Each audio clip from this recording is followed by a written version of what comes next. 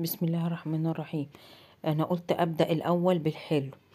هعمل الاول الشربات. انا عندي قبل كده شربات قديم، بس انا بوريكم انا بعمل ايه. هو الكيلو السكر 5 كوبايات، وهتحطوا نص كوبايتين ونص ميه. وبيقعد عندي من سنه لسنه. الازازه اللي هتشوفوها في اخر الفيديو او في نصه، والله دي من اول الشتاء كنت عامله 2 كيلو شربات على بعض، وبحطته في ازازه بلاستيك بتاعت الميه.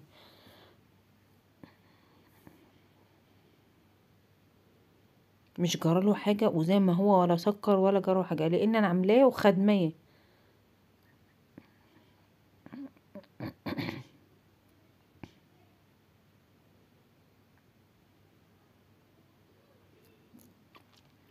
بستنى دقيقة كده عما يسخن شوية، بعد كده بقلبه بالراحة. ليه بقى؟ عشان ايه؟ ما يطلعش على الجناب الحل. اهو القديمة اللي بقولكوا عليه، والله من اول الشتاء. بس هو كمان محطوط على بعضه، فهو غامق، لكن هو لو فضيتيه في كوبايه بيبقى فاتح.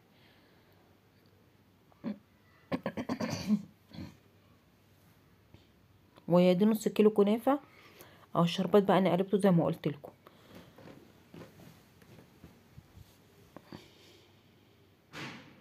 بعد كده بقى بعصر عليه ليمونة او نص ليمونة حسب ما انت بتحبي يعني.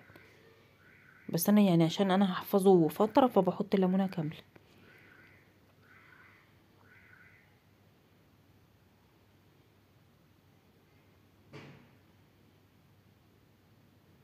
وتحطي قشرة الليمونة في الشربات، بتدي زيوت عطرية من ريحة الليمون. بعد كده بنشيلها بقى عادي، وبتحطي فانيليا عادي برضو بعد ما يبرد عادي.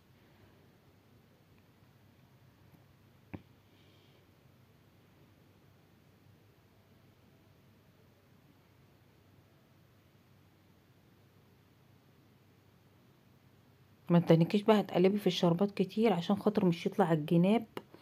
وده اللي بيخليه يسكر معاكي، ان الجناب الطربشة بتاعت الفقاعات دي بتطربش على الجناب الحلة.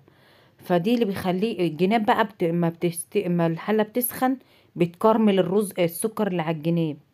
فده اللي بيخلي الشربات يسكر معاكي. فهو اول ما يخلص ويبرد معاكي تحطيه في ازازه، لان هو لو دانه في الجو، يعني لو دانتك حطاه في الحله ومكشوف، هو ده برضو بايه بيخليه يسكر. واحنا كده نشيل الشوائب بتاعه الشربات. وكمان بنحط معلقه عسل كلوكوز، عايزه تحطيها حطيها، مش عايزه خلاص. ودي برضو معلقه، يعني شفت معلقه الجيلاتي الايس كريم؟ بحط بيها يعني ربعها كده بتاع ملح ليمون برضو، ده عشان احفظه. وده نص كيلو كنافه بقى نقطعه. هي برضو جبتها بايته، بس هي ايه يعني، كمان باتت يوم واحد، جايباها يوم الوقفه. قلت اما اجيبها واخليها عندي في الفريزر عشان هي تبقى سهله يعني الفرق. بس هي طلعت طريه بقى عشان مش بايته بقالها كتير، فطريه. فانا دنيت نقصقصها بالمقص بقى وسبتها في الهوا شويه.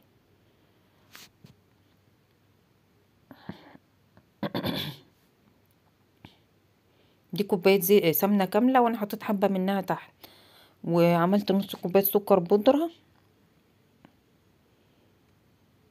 بس هو ما شاء الله كانت طالعه جميله. انا بحب الكنافه بالكريمه اصلا.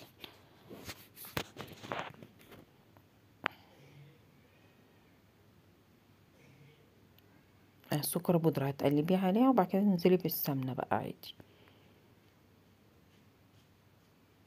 انا جبت الصينية دي قلت ايه اعرف افرك فيها، عشان الصينية التانية الكنافة بتطلع من الايدين بتاعة الصينية الميلامين.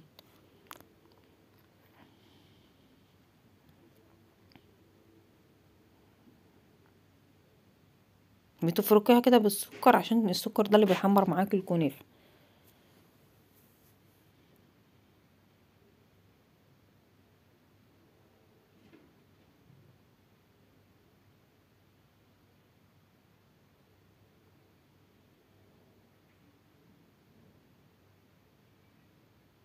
لازم تبستيها جامد كده، يعني تخلي السمنة تتغلغل فيها هي والسكر. عشان السكر اللي هيخلي الكنافة تشد كده وتجمد وتتحمر معاكي. هو والسمنة يعني هما اللي بيحمروا.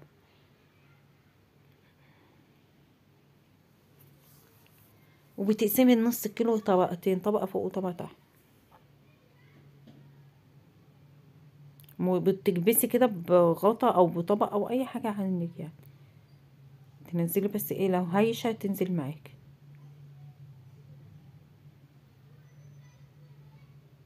بعد كده بتعملي بتاخدي كنافة وتحطها على حرف الحراف، دي بتبقى من النص اللي فوقاني.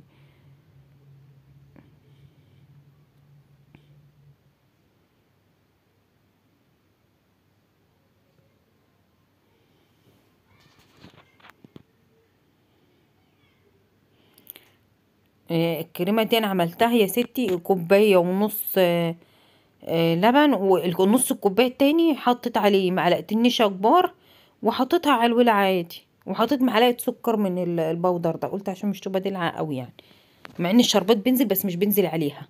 سبحان الله بينزل على الكنافة من تحت ومن فوق، وهي لا يعني مش مظبوطة، مش مسكرة. معلقتين نشا كبار، مليانين كده. برضو ما بحطش على الحراف يعني، بسيب ايه سنتي ونص كده من عند الحراف كده، هي اما بتستوي بتعمل.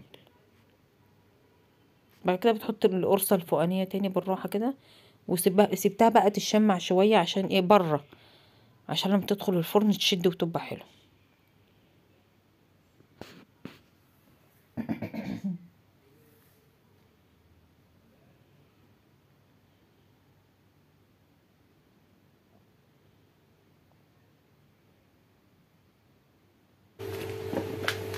كمان ننزل عليها بالشربات يكون ساقع، مش يكون سخن وخفيف زي ما انتوا شايفين كده. وانا فضيته من الازازة نازل خفيف وشفاف ازاي.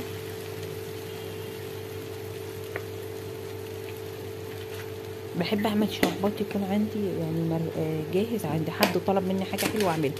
يعني كل الحلويات الشرقية بتاخد شربات تقيل زي كده، اللي هو بلح الشام، الزلابية، صوابع زينب، الكلام ده.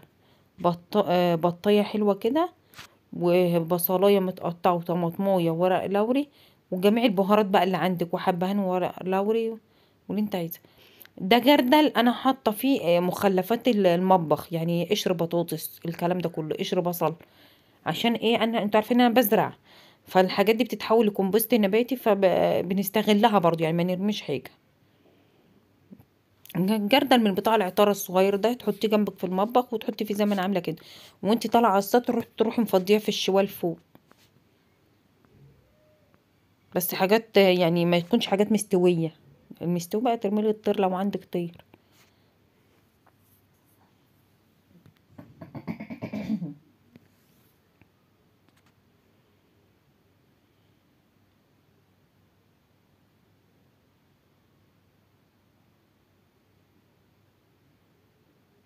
خضره، قشر بصل، قشر بطاطس، حاجات المطبخ كلها بقى. هننزل بقى بالحاجات اللي احنا عملناها، بوكيه جرنيه. ما شاء الله، سبتها تصفي وفتحت عليه الحنفية ونضفته، شفته نضيف خالص والله، ولا نقطة اي حاجة زفرة كده، ولا دم ولا حاجة.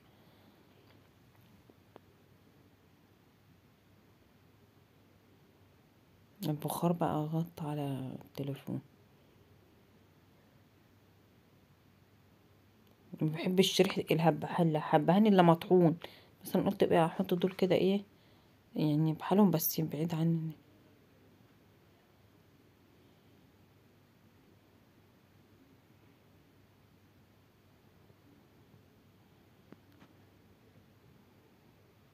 وانا قلت بقى الكاتل مش هيسعفني، يعني مليت الكاتل ومليت حلة مية كمان، من اللي هي الحلة الصاج دي.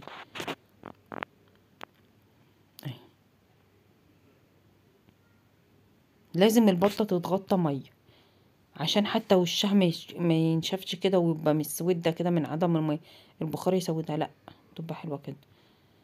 بعد كده بتاخد غلوتين على النار العالية، وبعد كده بنقلها على عين واطية، ادمسها زي الفول كده، تقوم تستوي بقى ايه معاكي على الهادي على الهادي.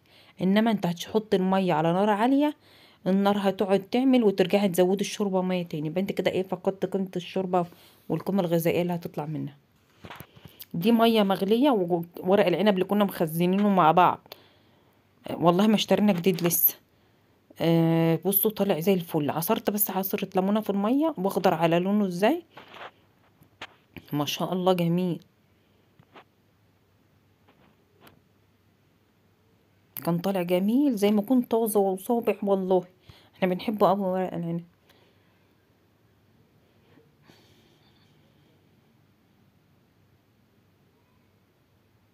بتسيبيه ياخد غلوتين، لان احنا حاطينه ني مش حاطينه مستوي، عشان ايه ما يجلدش منك وقشرة الليمونة برضه بتدي ريحة عطرية كده للحاجة. بصوا بقى، انا قعدت صبعته وما شاء الله، عملت حلة صغيرة يعني نص كيلو رز كده. ودي اعواد الخضرة اللي قلتلكوا عليها، اللي كنا عينينها برضه في فيديو التخزين. ممكن تحطها تحت المشي زي كده، بتدي طعم وريحة حلوة.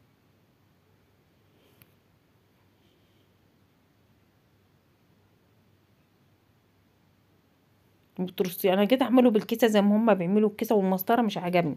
حسيت ان الصبع بيطول، الصابع بيطول قوي كده، لكن انا لفه ده كله على ايدي. مقفوله زي الفل وجميل. تعملي بقى خلف خلاف، عشان ايه الشوربه لما تنزل تتغلغل جوه في حله المحشي. يوم ما تدنكش ترجي الحله، كل ما ترجي الحله تروح عامله ايه، الصوابع متفككه.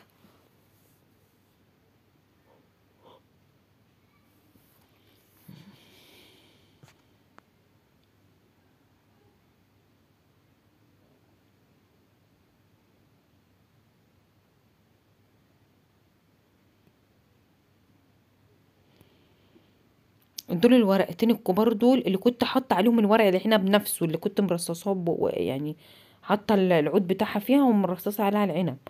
فالعود لازم تحطي ورقتين كده في الاول وفي الاخر، اللي يمسكوا معاكي الورق. شفت الرصه برصتها، الورقه طالعه زي الفل ازاي. انا بقى ما كنت مستخسره احطهم والله على الوش، بس قلت يلا بقى، كان الرز خلص. فقلت عشان ايه، لما ننزل بالشوربه، شفت العود بقى اللي انا بقولك عليه ماسك في الورقه، واخضر على جميل. فانا قلت بقى ما شاء طالما الرز خلص هحطهم بقى على الوش، عشان ايه لما نحط الشوربه ما تخليش الصابع يتفرفط، يتفك يعني. فدي بتحمي بتاع الصوابع. حتى في ورق الكرنب لما ببقى كده بحط العروق برضو ساعات على الوش كده يعني.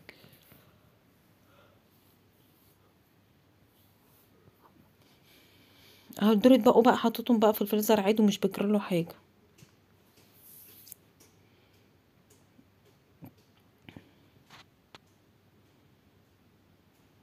نعمل بقى صينيه الرقاق، انتوا كلكم شاطرين. شفتوا بقى لما الرقاقه اتحطت في الشوربه ازاي، انا خدت شوربه على قد في صينيه. بصوا مفيش دقيق في الشوربه خالص ازاي، انما انتوا لو حطيتوا دقيق زي ما قلت لكم في فيديو الرقاق، هتخلي الشوربه تعجن معاكي وتتقل، تضطر انك تزودي شوربه او ميه. هيبقى كل الرقات بقى زي ما انا بشاور لكم كده، يعني التخانه بتبقى ايه، بتاع عقله ونص كده، حسب ما انتوا تحبوا الرقاق نفسه. وبين طبقه وطبقه سمنه او زيت اللي انت تحطيه.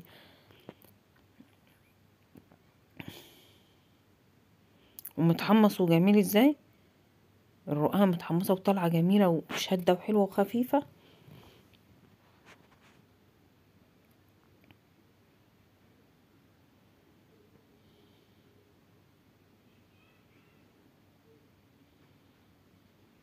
هو بيهيش وينزل على الفاضي يعني، بتالك ان هو عالي، بس هما يعني طبقات واطيه.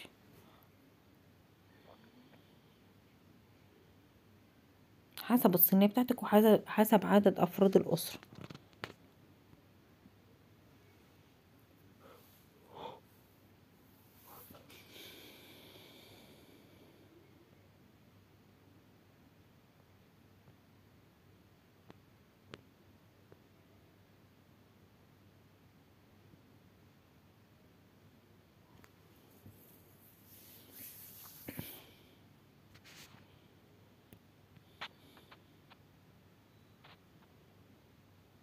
وبتقطعيه قبل ما تدخليه الفرن، عشان لو استوى بينشف مش تعرفي تتقطعه، هيتكسر منك.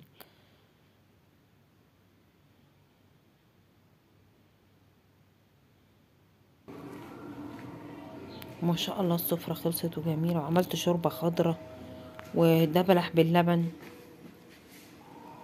ودي سلطة زبادي بالخيار جميلة جدا، جربوها تعجبكم ان شاء الله. هبقى اصورها معاكم بقى، بس ما كانش في وقت بصراحة.